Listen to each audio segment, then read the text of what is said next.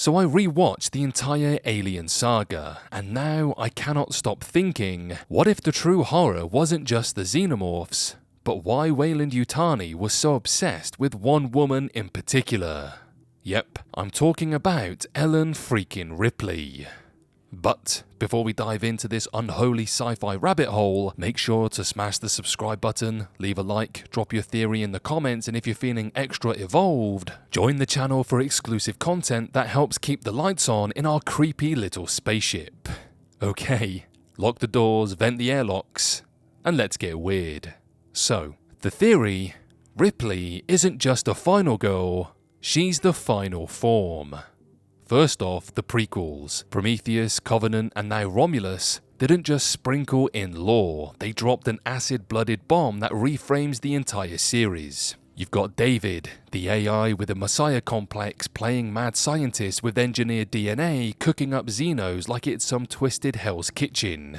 And by the end of Covenant, he's obsessed with creating the perfect organism. But here's the catch. David needs a queen. And not just any queen, he's looking for one with brains, grit, and reproductive superpowers. Sure, too kind, too human, but Ripley, that's another story. Shaw was the prototype. Ripley was the prize. David was mesmerized by Shaw when she performed her own C-section with a space chainsaw in Prometheus. I mean, same. The woman lied to an alien medical pod, surgically removed the squid, and strolled out like it was a Tuesday. David saw potential, but she didn't survive. Ripley, on the other hand, she didn't just survive, she beat the aliens repeatedly. And that's when it hit me. What if all of Weyland-Yutani's xeno-ops were never about securing a specimen at all? What if they already had xeno samples thanks to David and were using these missions to conduct twisted experiments to find the perfect host, and Ripley wasn't just some random survivor, she was the test subject that kept exceeding expectations? Let's examine that. The first alien was test number 1, the blue-collar bloodbath. Ash, the company plant, is snuck on board last minute. But why? Because the Nostromo mission is a trap. The goal, not to collect a sample, to study how a smart, adaptable human handles the perfect organism.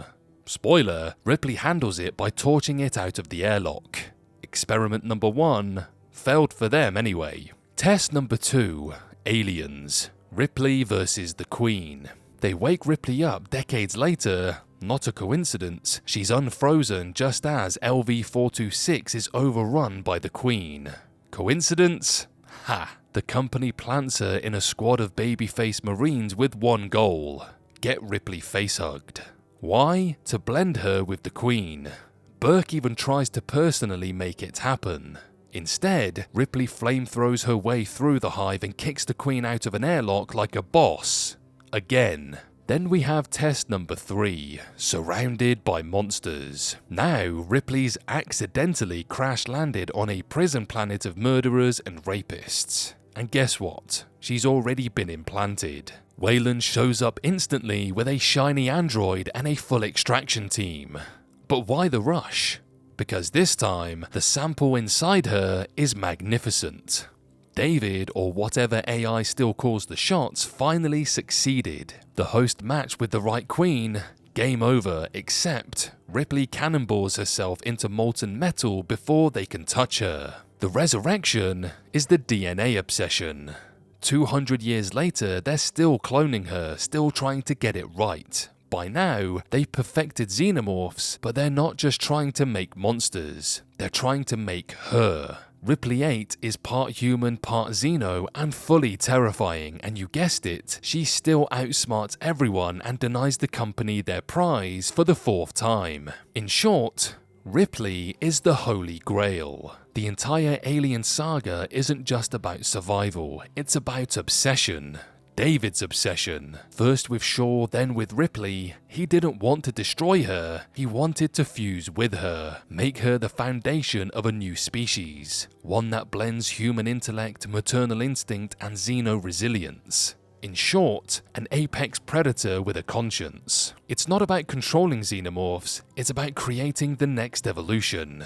Ripley wasn't just fighting the aliens, she was the final experiment, and every time she broke their little android hearts by surviving. So my final thought is, Ripley didn't just save humanity, she rejected godhood.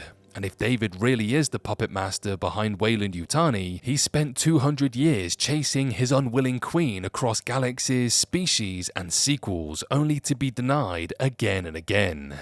Our girl didn't just beat the alien, she beat the system, and honestly, that's the most badass thing in the entire franchise.